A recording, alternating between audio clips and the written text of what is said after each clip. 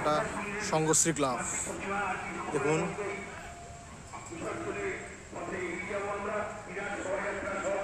একটা সঙ্গশ্রীর ভিতরে ঢুকলাম। দেখুন এক অনবদ্য গ্রামীণ পরিবেশ তৈরি করা হয়েছে কিন্তু মণ্ডপ জুড়ে। দেখুন সাঁকো রয়েছে 645। দেখুন গ্রামীণ পরিবেশ তৈরি করা হয়েছে। সাঁকো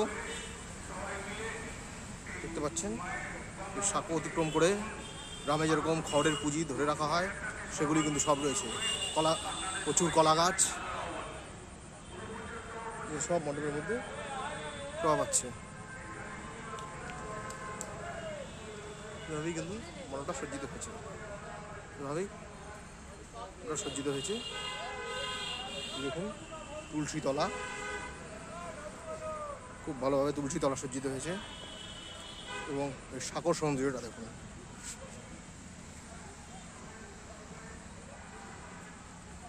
এরকম গাছ, তুলসীর ঘোড়া, আলপনা অঙ্কন করা হয়েছে দেওয়ালের দুদিক বরাবর।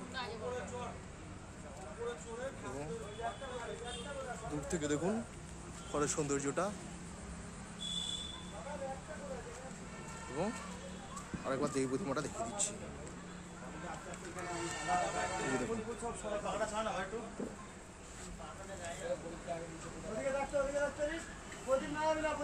দেবী প্রতিমার সৌন্দর্যটা দেখিয়ে দিলাম।